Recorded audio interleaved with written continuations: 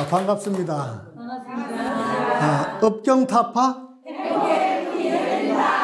반갑습니다. 오늘 말이죠. 우리 부처님 마을에서 우리 식구들끼리 전부 다 모여가지고 마음을 내가지고 그 다음에 이게 남해의 새심사까지 와서 오늘 방생을 했습니다. 아까 방생을 하니까 참 마음이 좀 시원하고 감사하죠? 네. 실제로 말입니다. 우리는 그 방생되어진 미물, 거기에게 감사를 해야 되는 거라. 왜냐하면은 내가 공덕을 지을 수 있도록 자리를 마련해주고 기회를 준 게 바로 그 고기들이거든. 그 고기들이 없으면 내가 선행을 또 방생을 할 수가 없잖아요. 그렇죠?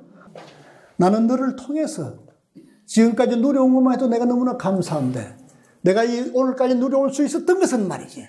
그래도 과거 전생에 내가 남을 위하고 뭔가 남에게 공덕 진게 뭐가 있었는지 그래도 지금 이 세상에 와서 부처님을 만나 뵐 수 있고 그래도 아침, 점심, 저녁 밥도 먹을 수가 있고 그리고 대한민국이라는 좋은 나라에 태어날 수 있고 말이야.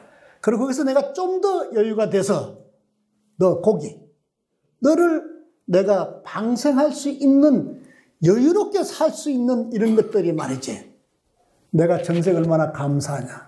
그것이 바로 내가 전생에 그러한 일들 때문에 내가 지금 누리고 있는 것들이 다음 생을 위해서 너로 인해서 내가 다음 생에도 이와 같이 연결될 수 있다는 사실을 부여해 준 기회. 그것을 너가 나에게 주니까 나는 너를 통해서 감사하다. 그죠?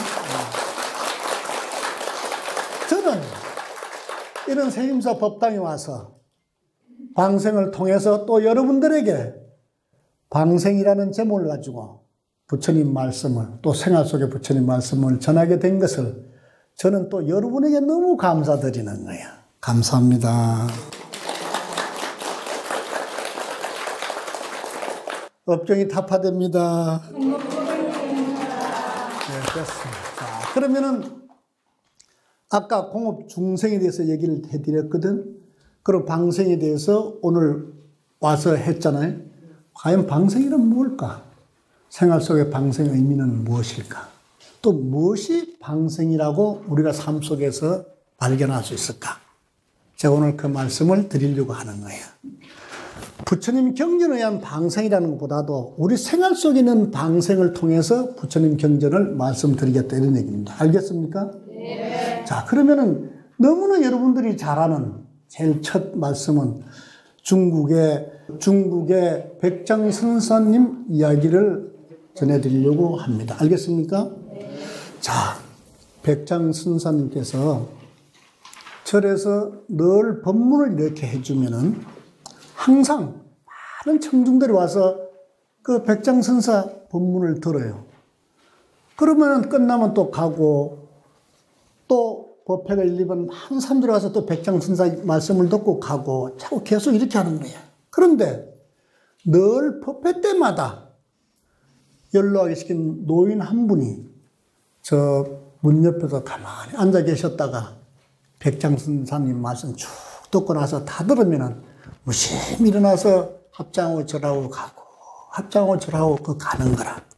그래 백장선사님께서 법문을 쭉 드리면서도 유심히 그분이 특별히 바라보게 됐거든. 근데 이제 어느 날 법회를 다 마쳤는데도 그 노인 어른께서 가지를 않으시는 겁니다. 그래서 백장선사님께서 가만히 보고 여보시오. 그러니까 예. 당신은 누구십니까? 하고 이렇게 물어봅니다. 그러니까 그분이 백장선사님에게 합장으로 고개를 탁 숙이더니 뭐라고 예, 저는 사람이 아닙니다. 이렇게 말씀을 올리는 거예요. 그러니까 백장선사께서 그래서 그러니까 저는 옛날 가섭 부처님 시절에 이 절에 또 이산 이 절에 주지로 있었는데 어느 날 저도 그 백장선사님 그 자리에서 법문하듯이 저도 그 자리에서 법문을 하고 있었는데 어떤 학인스님 한 분이 저에게 질문을 했습니다. 무슨 질문을요? 이렇게 물었더니 말씀하는 게, 예, 도 닦는 사람들도 인가에 떨어집니까? 라고 묻기에 그때 제가 대답하기를 인가에 떨어지지 않는다. 불락인가라. 라고 대답을 해 주었습니다. 근데 그 대답이 틀렸습니다. 잘못된 대답입니다. 근데 그 잘못된 대답을 해준 과보로 저는 500생을 여우로 이와 같이 살게 됐습니다. 이러는 거야. 그럼 그 노인 양반이 누구예요? 여우. 그렇지. 지금 여우 모습으로 500생을 살게 되니까 사람의 모습으로 변신을 해서 자기 그 화두가 아직까지 풀리질 않는 거야. 근데 마침 그 뒷산에 500생의 여우로 살다 보니까 마침 그 절에 백장선사께서 주지로 오셔가지고 법문을 하고 계시니까 이분이 이제 와서 한번 그 의문을 풀고 싶어서 늘 법문을 듣고 계셨던 거라. 그러니까 스님께서 진리를 설하셔서 저로 하여금 부디 여우의 몸을 벗어나게 해 주십시오. 이렇게 간청을 하는 거야. 그러니까 백장 스님께서 그래, 그럼 내가 해답을 주노라. 그러면서 그 노인양 보고 그래, 나에게 물어라. 이렇게 큰 스님께서 말씀을 하시는 겁니다. 그러니까 이 노인 양반이 자세를 갖추고 합장으로 삼배를 하고 난 다음에 일어나더니 백장 선생께 말씀하기를 돌을 닦는 사람도 인가에 떨어집니까? 하고 옛날에 학인이 자기에게 묻던 그 질문을 이제 백장 선사에게 참 똑같이 묻는 거야. 그러니까 백장 선사께서 대답을 하시는 거야. 인과에 어둡지 않느니라. 불매인과라. 이렇게 하는 거야. 이렇게 말하자 그 노인 양반이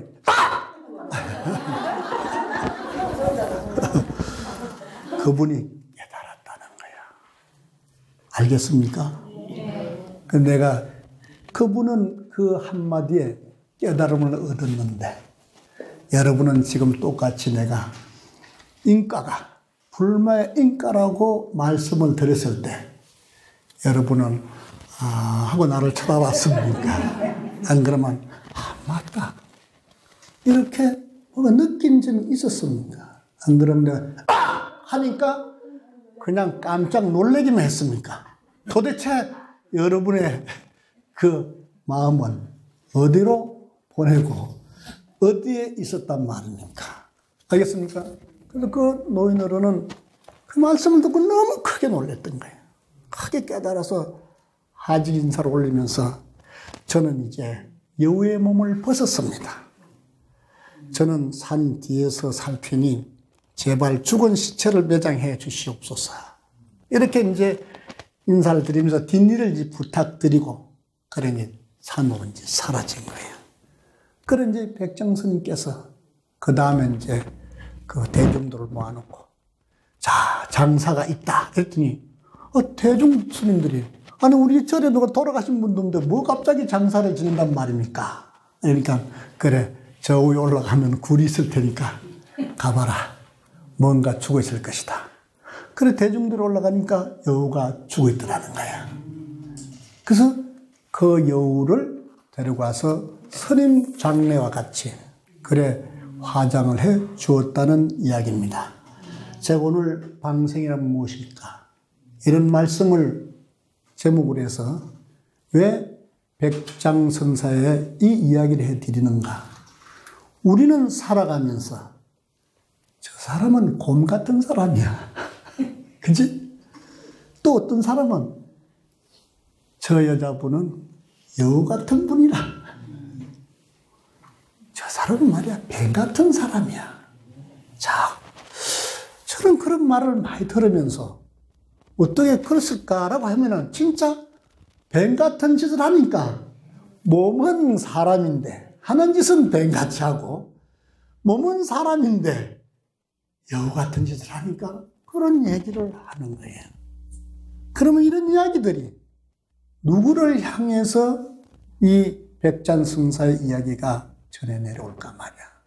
또 이분의 가르침을 통해서 우리는 나는 전생에, 나는 과거에 어떤 업을 짓고 어떤 마음의 모습으로 살아가나, 혹시 껍데기는 사람이면서도 내가 살아가는 현 시대, 현재의 삶은 혹시 내가 축생처럼, 그러니까 소나 여우나 늑대나 뱀의 그런 축생의 모습으로 생각으로 살아가는 건 아닐까 라고 생각이 들 때, 이와 같이 우리는 어떤 사람을 진정 방생을 해야 방생이라고 말할 수가 있을까?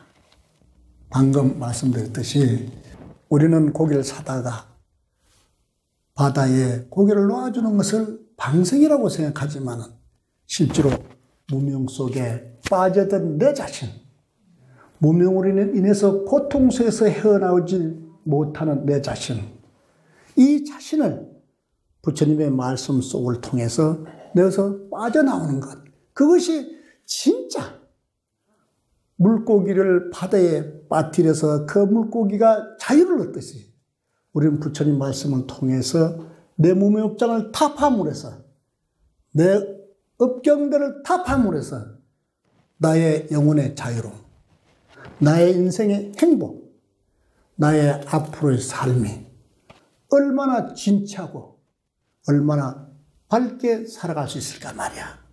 이게 바로 진정한 방생의 의미가 아닐까, 그렇게 말씀드리고 싶다는 것이야. 알겠습니까? 그러니까 우리가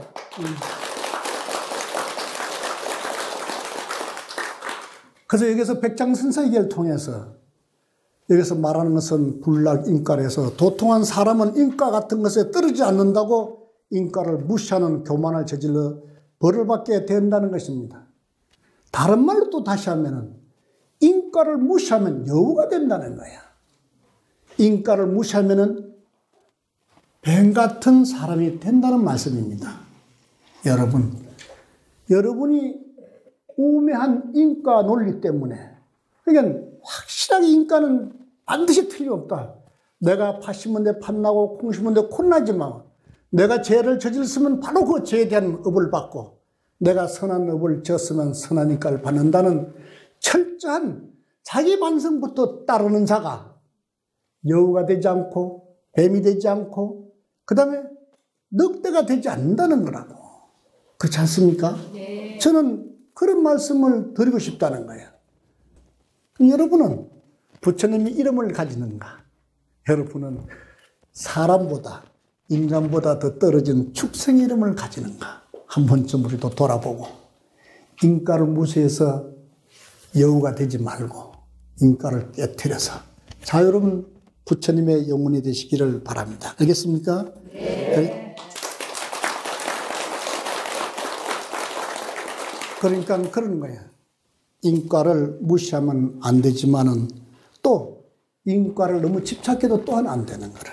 그러니까 우리가 인가와 하나가 되고 이미 이 인가라는 사실이 다 내 자신이 다 공부하고 수행해서 인가 자체도 내가 잊었을 때 그게 진정한 자유로움이 오지 않는가. 불교는 그렇게 말씀하고 계십니다. 알겠습니까? 그런데 말이지, 그런 인가라고 했을 때, 내가 뿌렸을 때 인가가 돌아온다, 결과가 돌아온다라고 했을 때, 우리가 아까 제가 나눠드린 거북이 등 타고 살아난 사람들이라는 유인물 있죠? 네. 그래, 자, 이걸 한번 보도록 합시다. 이것이 내 행위에 대해서, 아까 했잖아요. 선한 행위에 대해서는 선이 돌아오고, 악한 행위에 대해서는 악하게 돌아오고, 그렇죠? 그렇게 이제, 팥 심은 데 팥나고, 콩 심은 데 콩 난다고 말씀드렸죠? 네. 우리가 아까 그 고기를 방생한 것이 형식에 지나지 않는지는 몰라도, 같은 형식을 취하더라도, 남을 괴롭히는 형식보다 남을 살리는 형식을 통해서 내가 항상 성숙해가고 또 나의 선한 업 공덕은 쌓여진다는 걸 믿어야 되는데, 지금 방금 표발하는 이 유인물은 다 설명드릴 수는 없지만 이건 뭐야? 부산일보에 보니 1969년 일본의 상선을 타고 파나마 근해를 가다가 배가 갑자기 롤링이 심해져서 물에 빠져 구사일생으로 살아난 아저씨의 이야기가 나왔다. 이게 나오죠? 근데 그 사람이 바로 밑에 그 그림이 있죠? 이게 뭐냐면, 김 씨가 바닷물에 빠졌는데, 망망대해 빠졌는데 그 배는 이분이 빠졌는지 안 빠졌는지 그냥 가버리는 거야. 그러니까 김 씨는 혼자 그 넓은 바다에 빠져서 막 그냥 그 얼마나 공포심이 왔겠냔 말이야.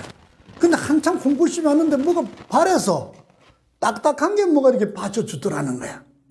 그리고 가만히 보니까 막 큰 거북이 한 마리가. 그래 탁 올라오더니 자기를 받쳐줘서 그거를 잡고 해안가로 와서 자기가 살아났다는 이 부산일보에 난 신문을 제가 복사해 드린 겁니다.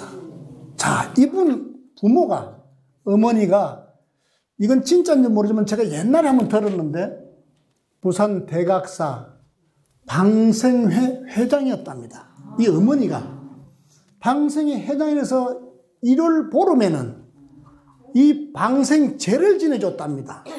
방생제. 그리고 수시로 계속 달달이 방생을 계속 해줬다는 거라.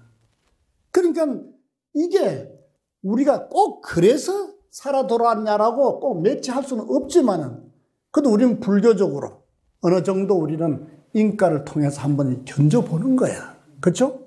그랬을 때 어떻게 되는가? 맞다. 그 바다에 빠진 사람이 그 수많은 바다에 그 무게가 그 다리를 받치고 해안가로 데려다 준다는 게 천운이 아니면 안 되는 거야.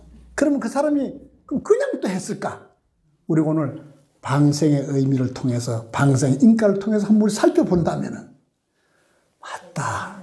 그분 어머니가 평소 그전부터 방생을 많이 해준 그 수없는 공덕 속에서 정말로 소중한 자기 아들이 결정적일 때 그 중에서 거북이가 그로 인해서 목숨을 살려지게 된 게 아닌가, 이렇게 생각할 수도 있는 거야. 그렇죠? 제가 여기서 보면은 2건입니다. 2개를, 여러 가지가 많은데 2건에 대해서 제가 이렇게 해주니까 이거는 집에 가서 한번 읽어보도록 하고, 알겠습니까? 네. 그래서 이와 같이 오늘 우리가 한 방생에 대한 의미는 우리가 다시 한번 가슴 깊이 한번 돌아봐야 되는 거라. 그래서 우리 삶 속에 방생이 다 있는 거예요. 아까 얘기했듯이 우리가 여우의 몸을 받은, 그렇죠? 그 노인의 정신적 해탈, 그렇지? 그것도 그분이 여우의 몸에 갇혀 있는 것으로부터 해탈시킨 게 또 역시 방생이란 말이야. 그 다음에 육체가 갇혀 있는 것을 놔주는 것도 방생이란 말이야. 그 방생은 말이지, 사람에게 잡힌 생물을 놓아주는 일을 방생이라 한다, 이렇게 정의를 하고 있거든요. 그렇기 때문에 우리 불자들은 옛날에 절마다 이런 게 있었답니다. 방생계라는 게 있었답니다. 방생계. 그래서 자기 회원들끼리 모아가지고 방생계를 해가지고 한 달에 한 번씩, 그리고 정을 보르면 굉장히 크게 했는데, 또 여기에 보면은 어떤 얘기가 있는가 하면, 옛날에 금강명경이라는 게 있어요. 금강명경이라는 경전이 있거든. 그 경전에 보면은 날짜가 나와. 3월 3일 날 방생했다는 게 나옵니다. 여기 보면 이 방생의 근거는 금강명경에 의하는데, 이 일을 행사하는 시기는 보통 음력 3월 3일이나 8월 보름이었다, 이렇게 나옵니다. 오늘 말입니다. 3월 3일 날 날짜를 잡니라고 얼마나 100일 기도해서 오늘 날짜를 잡은 겁니다. 이건 좀 허풍이지만 그지? 그러나 여러분 그러잖아. 따르고 있는, 아까 그러잖아요. 내가 누구를 바라보느냐에 따라서, 우리가 부처님 바라보니까 부처님 닮아간다고 하잖아요. 부처님 마을에서는 저를 바라보니까 절만 따라오니까 3월 3일 날 그냥 이래 오게 되는 거예요. 같은 값이 얼마나 의미가 있는 날입니까? 그렇잖아? 그래서 방생이라는 것은 불가해서, 살생이나 죽을 목숨에 처한 동물이나 생물들을 그 공포로부터 풀어주는 것, 안위하게 해주는 것, 이것을 방생이라고 한다. 그런데 방생 반대는 뭐야? 살생이잖아. 그렇죠?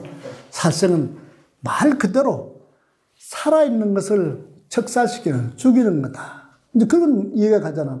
그러면 우리는 꼭 닭을 잡아먹고 개를 잡아먹고 고기를 잡아먹어야 살생이 아니라는 거야.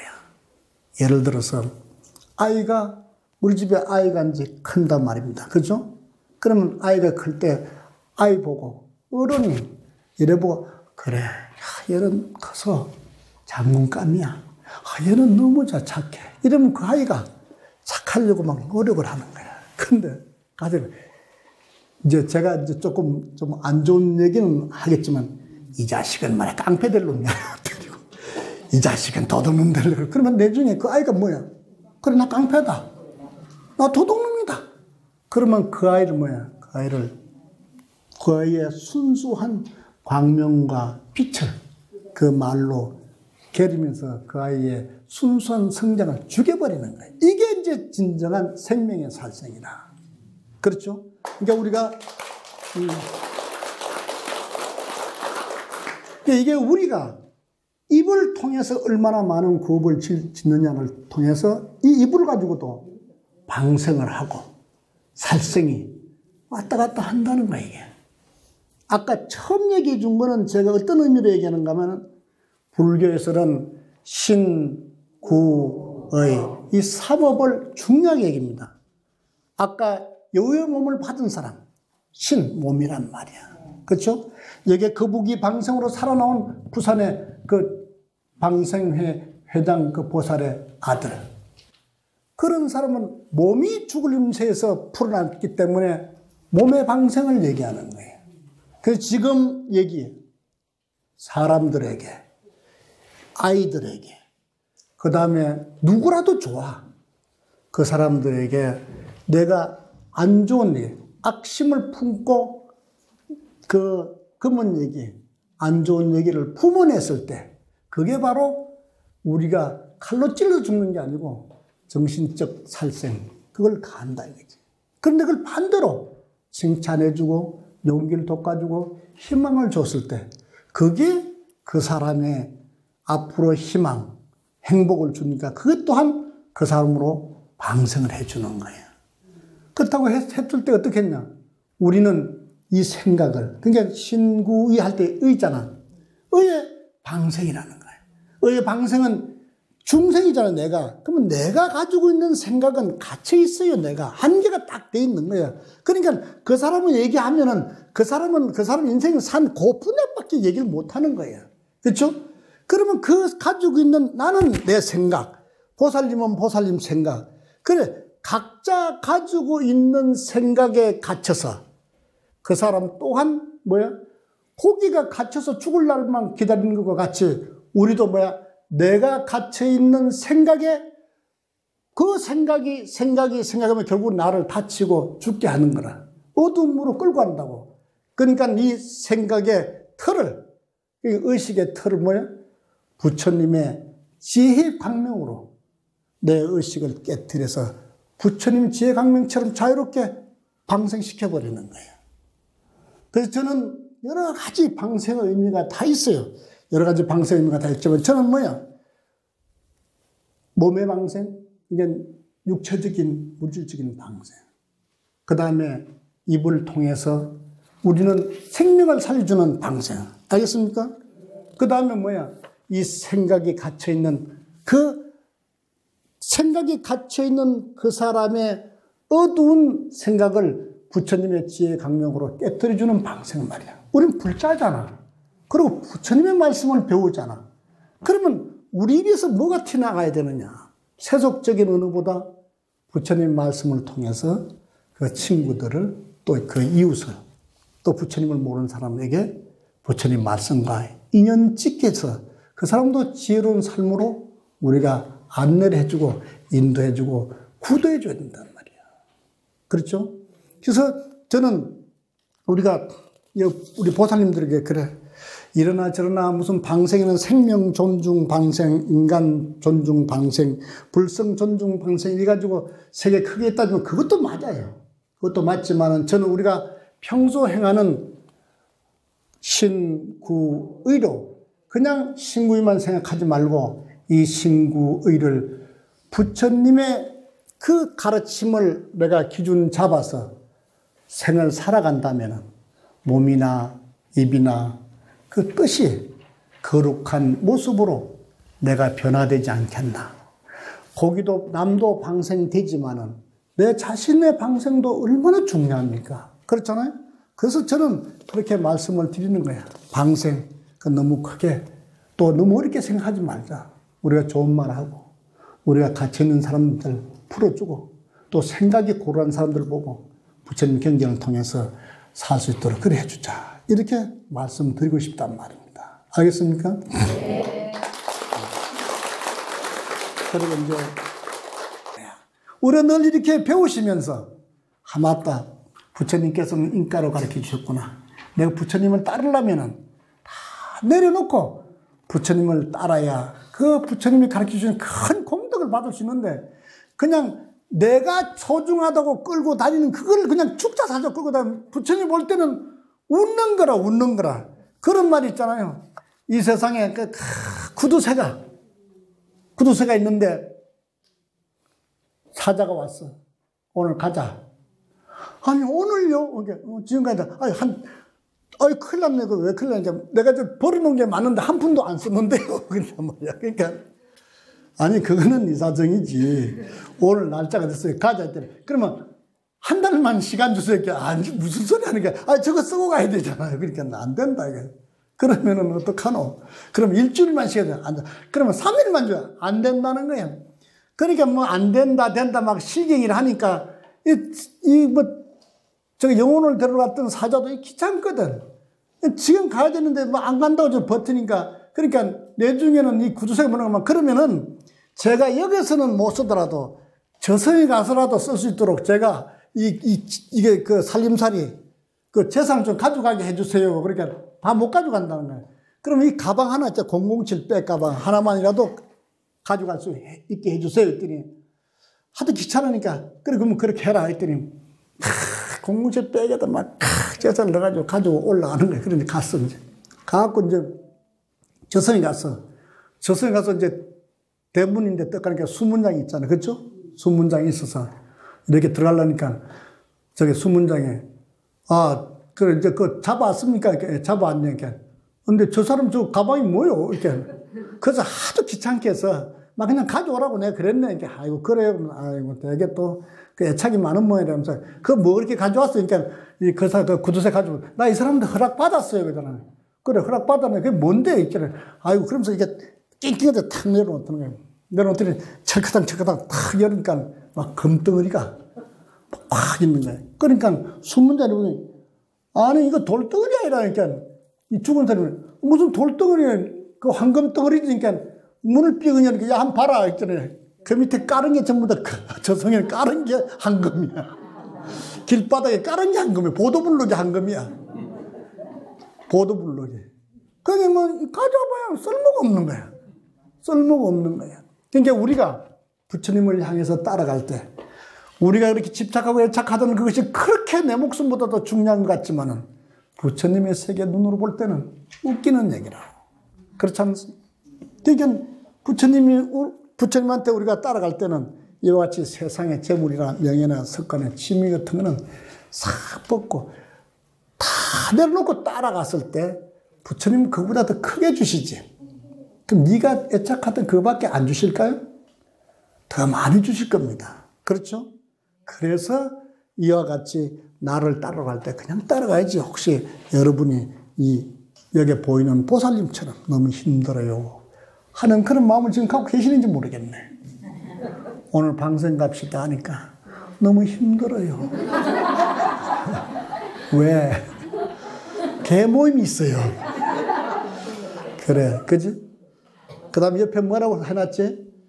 독수리는 바람의 힘을 의지하여 높이 납니다. 사람도 부처님을 의지하면 높이 납니다. 사람 앞에 부끄럽지 않는 삶이 아니라 님 앞에 부끄럽지 않는 삶이 되게 하소서. 그렇죠? 자, 이제 저를 만나서 제 법문을 들으면은 여러분도 조금씩 변해가야 되는 거라. 세상에 너무 찌들지 말고, 세상에 너무 물들지 말고 말이고. 그게 바로 세상에 물을 많이 들면 들수록 어디로 가? 물을 맞으면 지나기 때문에 지나면 무거워서 극락세를 못 하고 지옥에 간단 말이야. 그렇죠? 가벼워야 극락을 갈 거 아니야. 그렇죠? 그러니까 여러분 아무리 내가 힘들더라도 내가 애착이 많고 내가 가지는 보물이라도 그거는 세상의 보물은 똥덩어리와 같은 거예요. 부처님이 중요하다고 할 때 그 중요한 것이 진짜 중요한 것이지. 그렇지 않습니까? 그러니까 우리가 그러한 모습으로 우리가 살아가야 된다. 이런 말씀을 전해드리는 거예요. 알겠습니까? 네. 자, 그리고 방생에 대해서 진정한 또 방생의 한 면모는 뭔가 하면은 중국에 배유라는 아주 훌륭한 거사가 있었어. 배유 얘기도 많이 들었을 겁니다. 근데 그냥 배유의 거사의 얘기를 그냥 듣는 것하고 제가 얘기해 드리는 것하고 한번 잘 보시라고. 이 배유라는 사람은 태어날 때 이 쌍둥이로 태어났어. 쌍둥이로 태어났는데 덩이 붙은 쌍둥이야. 그런데 그 어머니가, 그 부모님이, 그것도 참 훌륭하신 분이 돼서 두 형제를 가서 수술을 시켰어. 수술을 시켜서 이게 갈라놔서 형은 이제 배효고 동생은 이제 배탁이라. 두 사람이 이렇게 갈라놨는데 어떻게 된 형편인지 이 두 사람을 놓고 난 다음에 집이 망했어. 부모님도 일찍 돌아가셨어. 그러니까 의지할 데가 없으니까 삼촌집에 이제 가서 의지하고 살게 된 이 형제가 어릴 때. 그래서 이제 가서 이제 그 삼촌집에 가서 이제 먹고 살고 의탁해서 사는데 하루는 어떤 스님이 그 삼촌 댁에 왔다가 이렇게 식사를 하다가 삼촌 보고 이제 여보시오. 그 삼촌이 그러니까 저 두 아이는 누구의 아이입니까? 그러니까 내 조카입니다. 그러니까 그러시냐고 하면서 그래 왜 그러십니까? 이랬더니 그런 거예요. 그래 왜 그러십니까? 그러니까 저 두 아이는 하도 빈곤하게 태어났기 때문에 저 두 아이는 너무 가난할 뿐만 아니라 앞으로 고생 바가지지 한마디로 말하면 고생 바가지일 뿐만 아니라 쟤는 가는 곳마다 망하게 합니다. 이 삼촌 댁에 오래 있으면 이 삼촌도 망할 수가 있기 때문에 좀 야박하지만 내보내세요. 이 이야기를 그 배유하고 배탁이 들은 거야. 그 이제 삼촌하고 스님하고 한 얘기를. 그래 가만히 생각해보니까 자기네들이 이왕 가난하고 어렵게 태어났기 때문에 그건 좋은데 자기를 인해서 삼촌이 망한다면 말이 아니거든. 그래서 이제 자기가 삼촌을 보고 삼촌 우리 나가겠습니다. 그러니까 왜 나가려고 하냐. 미안하지만 제가 들었습니다. 스님 말씀 들었습니다. 그거 왜 듣냐. 아닙니다.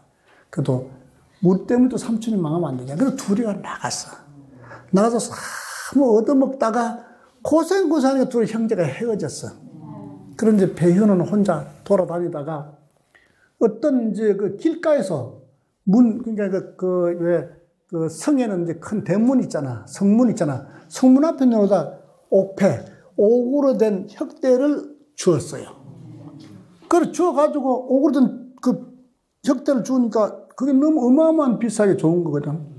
그래 주가지고 이걸 어떡할까 하다가 그런 생각을 안 하고 이걸 잃어버린 사람은 얼마나 가슴 아플까. 그래서 이 사람이 그 주인에게 돌리려고 사흘 동안 그 자리에 있는 거예요. 근데 한 사흘쯤 있으니까 그걸 잃어버린 그 보살이 막 해서 오는 거예요. 오더니 막 두리부들이 찾는 거라. 그래 배우라는 사람이 어떻게 뭘 찾으면 그러니까 옥대를 찾는다는 거예요. 그래 이겁니까? 그러니까 너무 고맙다고 그러는 거예요. 그래 자기가 3대가 그러니까 자기 그 독자 3대가 이제 죽을 임세에 들었는데 근데 이거를 이제 뇌물로 썼어. 그 3대를 살릴 판이라. 근데 너무 급한 나머지 이제 그 높은 사람 만나러 간다고 목욕하고 나오다 그걸 잊어버린 거라.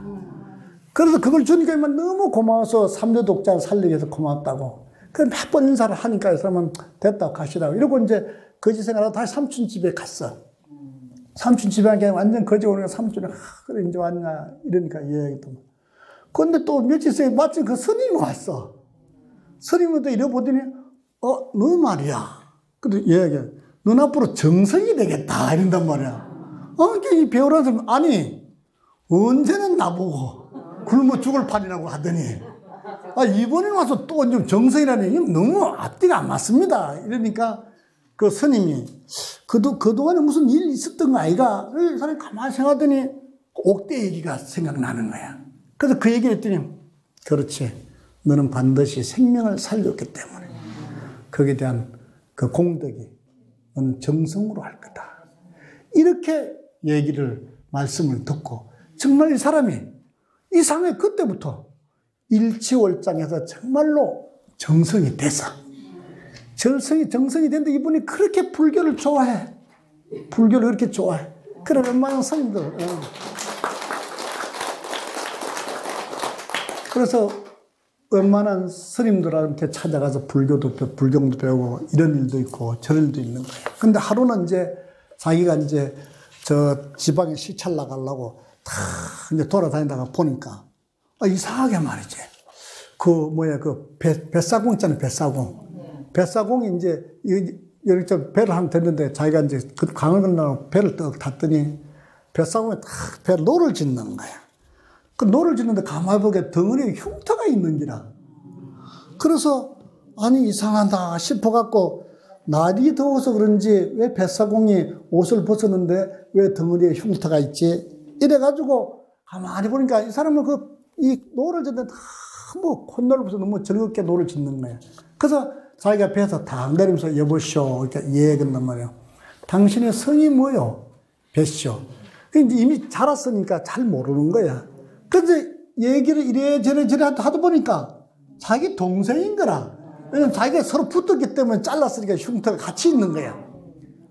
그러니까 아니 네가 내 동생이 여기서 이런 고생을 하고 있다란 말이니까 너가 말이 이런 고생을 하면 안 되지. 왜? 내가 정성이라는 걸 알았나 모르니까 이미 저게 정성 정도 되면 다 알잖아요. 누구라. 나 다 알았어. 그러면 나를 안 찾아왔냐 섭섭하게. 했더니 형님 걱정하지 마세요. 내가 이렇게 배를 나눠주고 난 너무 즐겁고 이 자체가 행복한데 내가 만약 형님 찾아가면 형님은 나를 가만 두겠소? 그래서 내가 나를 딴 데 취직시킬 거다 이거야. 요즘 말로 얘기하면. 근데 그 취직에 마음에 안 들면 고통이 말이 아니다 이거야. 그러면 가면 형님한테 신세져야지. 또 그 마음에 안 들어서 고통받지. 오히려 이게 지금 내가 너를 주면 얼마나 행복한데 이 행복을 깨뜨리게. 그래서 일부러 연락을 안 했다는 거라. 그래서 배우가 그러냐고 말이지. 그러면서 동생 보고 그럼 할 수 없다. 네가 여기 있는 자리에서 너무 행복하게 산다면은 그게 바로 극락세계가 아니란 말이야. 그게 바로 너 자신을 해탈시키고 해방시킨 것이다 말이야. 그러면서 잘 있으라 하고 이제 가는 거야. 그러니까 가니까 그래 잘 가라 하고 이게 이제 그 배유 스님이 배유거사가 이제 가서 어디로 가는 거 뭐. 이제 그때 당시 유명한 황벽성사가 계셨거든. 그러니 거절을 찾아가는 거야. 거절을 찾아가니까 우선 절에 그 안에 영정이, 큰 스님들 그림이 다 영정이 있는 거라. 그래 배우가 또 가갖고 영정은 있는데 고성은 어디 갔는가 이렇게 큰소리 치니까 거기 안내하는 스님이 그 실력이 없어요. 그걸 대면을 못 해주는 거예요. 그러니까 이분이 배우 선사가 여기 말이야 큰 고성이 없어 했더니 여기 저 위에 황백이라는 큰 스님 계신데 그분한테 한번 가보세요. 이분이 배유거사가 큰 스님한테 가서 가니까 황백선사한테 가가지고 다 얘기했단 말이야. 그 영정을 보니까 거룩한 큰 스님들이 있는 것 같은데 어찌 그 영정에는 있는데 고성은 어디 갔는가 하고 이렇게 묻는 거야. 그러니까 황백선사가 그 말을 딱 듣더니 배휴 이렇게 물어. 이제 예 하고 황백선사 불렀으니까 이제 자기 대답해야 될 거야. 그래 예 하고 말하니까 황백선사가 다시 묻는 거야. 그대는 지금 어디 있는가 이렇게 또 묻는 거야. 깜짝 놀라서 이런 사람들은 벌써 근기가 크니까 그런 한마디 들으면 벌써 깨닫는 거야. 그게 다 깨닫고 나를 이끌어준 역시 큰 스님이 여기 계시는구나. 그래서 무릎을 꿇고 자기가 그 불교를 안다고 교만해서 스님들 보고 뭐 영적은 있는데 큰 스님이 어디 갔냐 고성 어디 갔냐라고 이 비난 비슷한 얘기들이 싹 들어가면서 진실로 자기가 그 불교된 큰 깨달음을 얻었다는 거예요. 내가 마지막 이 배우 이야기를 왜 하느냐. 나는 그 배우 동생을 떠나서 우리는 대개 보면은 서울대가 다 좋다고 그러는 거예요. 그렇지 않습니다. 쓰레기 청소되고 뱃사공이면 어떠냐 말이야. 운전수면 어떻고. 우리는 그게 훈련이 안 돼 있어. 내가 그림을 그린다든가 조각을 한다든가 안 그러면 뭐 빵집을 한다든가 음식점을 한다든가 이 하는데 너무 즐거운 마음으로 하지 않는단 말이야. 학교가 부산대학교면 어떻고 서울대학교면 어때? 이렇게 생각하는 그 자기에 갇혀서 있는 사람이 자기 자신이 행복하다는 방생을 통해 자유롭게 되어야 될 거 아니야. 그래서 그 동생을 통해서 자유로운 방생. 그리고 또 이 배우라는 사람이 황백성사를 통해서 너는 지금 어디 있느냐? 나는 그 얘기를 통해서 바로 여러분에게 묻고 싶은 거라. 여러분, 당신은 지금 어디 있습니까? 당신은 지금 어디 있습니까? 이렇게 끝난다. 자, 오늘 방송에 대해서 좋은 말씀을 듣고 여러분 행복한 시간 됐으면 저는 그걸로서 만족합니다. 다음 수요일을 뵙시다. 선물합시다.